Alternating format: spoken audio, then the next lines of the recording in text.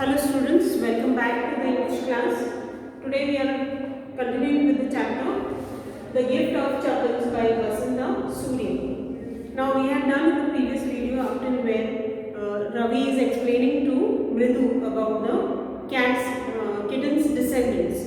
Now we go further. Mahendran looked up alarmed. Now Mahendran is the kitten. So when he was talking about this and he suddenly made a noise of eek. So here the cat was a bit alarmed away means afraid. He had just been sharpening his claws on the edge of the coconut shell. But worse than Ravi's awful woof, eek was a screech from the window. So suddenly there was a sound from the window, and that is why the kitten was disturbed. It was afraid. What a weird sound. If Mridu was startled, MP Punai was frightened out of his wits. So suddenly that sound made even Mridu startled, and the kitten also was afraid. Hair standing on end, he bounced up and scurried towards a bamboo tray of red chilies that had been set out to dry. Trying to hide beneath it, he tipped a few chilies over himself. So he was so scared that he suddenly made his hair stand up like this, and he just ran off. And scurried means to run quickly. And he went under a tray of bamboos, which was on which some chilies were kept to dry. So he tried to hide under that, and when he went under it, some of the chilies which were there in it suddenly fell down. Meow, he howled miserably. The screeching went on and on. What's that noise? Said Mridu. So now the screeching which was there suddenly, which had made them scared, had continued, and Mridu asked, what is that noise about? That's Lali learning to play the violin. Grunted Ravi.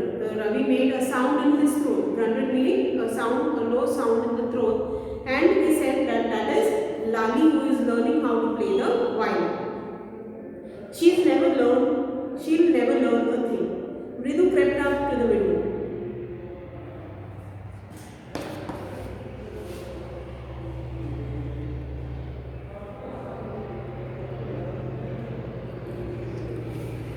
Mridu crept up to the window. Lali was sitting a little distance away, awkwardly holding her violin and bowstring. Her elbows jutting out and her eyes glazed with concentration. In front of her, with most of his back to the window, was the music master. He had an almost bald head, with a fringe of oiled black hair fading around his ears, and an old-fashioned tuft. So now here, when Mridu went to the window to see who was Lali and what she was doing, she saw that Lali was sitting at a distance and awkwardly holding the violin in her hand, trying to play on it, while in front of her was her music master, who was having a bald head. He had only hair in the sides, that is near his ears, and there was a little bit of hair which was tied in a tuft. Okay? A gold chain gleamed meaning it shone around his leathery neck. So the music master had a gold chain which was there in his neck, and it was shining, and a diamond ring glittered on his hand as it glided up and down the stem of the violin. So he was teaching how to play the violin. So when he was doing that, there was a diamond ring on his finger which was also shining, and a large foot stuck out from beneath his gold bordered vesti edge, and he was beating time on the floor with a scrawny big toe. So now we read in the first video where it was a scrawny toe, the chapels which were kept out, so it was of the music master. And now he was sitting in such a position that one foot of his was out, and he had worn a vesti. Vesti over here means a lungi, a white one which is worn in the southern states, that is in Kerala and Chennai and those areas. So he had worn a vesti which had a golden border, and one foot of his was out, and that big scrawny toe was tapping the beat of the violin. Okay, so he was teaching her music and giving the beats along with his toe. He played a few notes. Lali stumbled behind him on her violin. So when he played the notes, Lali stumbled in the sense that she was faltering, making mistakes, and just trying to follow the master, but she couldn't do it properly. which looked quite helpless and unhappy in her hands. What a difference!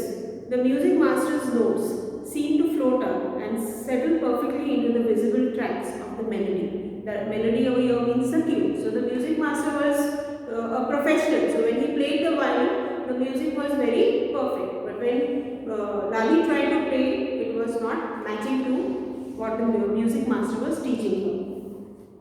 It was like the wheels of a train fitting smoothly into the rails and whizzing along. So the example that is given of the music master's play is the wheels of the train which go very smoothly on the railway tracks. Okay.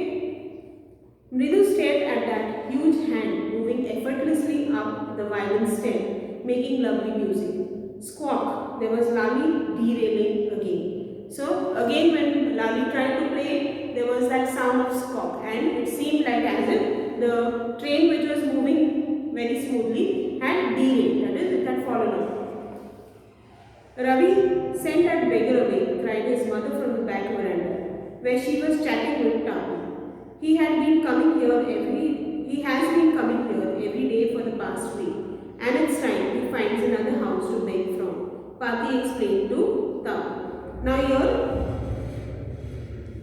when Ravi's mother saw that he was there in the window, she told him that there is a beggar at the door and tell him to go away, because he had been coming for quite some time now and it was time for him to search for another house from where he could beg. So Pati said that Pati had explained this to Tami. Mridu and Meena followed Ravi out. The beggar was already in the garden making himself quite at home. Go away, said Ravi sternly. My Pati says it's time you find another house to beg from. So now the beggar had already come inside into the garden and was settling down. He was sitting down and making himself feel at home. But suddenly Ravi came there and told him, go away. And he says that Pati says that you should find another house to beg. The beggar opened his eyes very wide and gazed at each of the children one by one. He then raised his voice. Amma, Amma, oh, said his way might be, but it certainly wasn't feeble. Certainly wasn't feeble, meaning he tried to act, bring out the voice like a beggar, meaning the very weak voice, but it was not feeble. Not feeble meaning it was not weak. And he tried to call out and say, Amma, Amma, oh, that is when you beg. Ravi, tell him there is nothing left in the kitchen, called Rukumani. And he is not to come again. Tell him that. She sounded fed up. So she gave an instruction to Ravi to tell the beggar that tell him there is nothing left in the kitchen to give him and he should not come back again away to beg. Ravi didn't have to repeat it all to the beggar. What his mother said had been easy for them all to hear there under the neem tree. The beggar sat up and sighed. Sighed away means to give a slow breath out. Okay. So now Ravi did not have to repeat his instructions because his mother had said it quite loudly that everybody present there could hear it. I'll go, he said wearily. Only let me have a rest here under this tree. The sun is so hot. The tar has melted on the road. My feet are already blistered. So he says that I'll go. Don't worry about it. But let me have some rest under this tree because he says that the sun is very hot and the roads have become very hot. That is why when he walks on the road, he doesn't have slippers, and so he says that he has blisters on his feet. He stretched out his feet to show large pink peeling blisters on the soles of his bare feet. Soles over here is the underside of the feet. So he moved up his feet and showed the underside of the feet to show the blisters. I suppose he doesn't have the money to buy chappals, Mridu whispered to Meena and Ravi. Have you got an old pair in the house somewhere? So now here Mridu said that I think he does not have money to buy chappals, that is slippers. So she asked whether he had an old pair in the house. I don't know, said Ravi. Mine are too small to fit his feet, or I would have given them to him. His feet were larger than Mridu's and Meena's. He needs something on his feet, Meena said, her big eyes filling. It's not fair. So now when she asked Ravi if there was an old pair in the house, he said no. and he said that if I could give him mine, I would have given, but the size of his feet is much more bigger. And suddenly Meena said her eyes had filled because she felt pity for him, and she said that it's not fair. He needs to have something on his feet. Shh, said Ravi. I'm thinking about it. Blubbering is not fair. It's not fair. It's not fair. Isn't going to him. In 2 minutes, he'll be frying his feet on that road. So now Ravi said, shh, keep quiet. I think I'm thinking about it. And then he tells the girl, that is Mridu, not to cry, because he says that it's not fair. In 2 minutes, if he goes on like this, he's going to fry his feet on the road. What he needs is a pair of chappals. So where do we get from?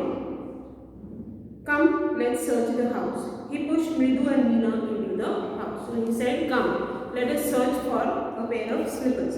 And he pushed both the girls into the house and said that we'll search for them. Just as she stepped into the veranda, Mridu's eyes fell on the odd-looking chappals she had noticed when she arrived. Ravi, she whispered to him, whose are those? So now,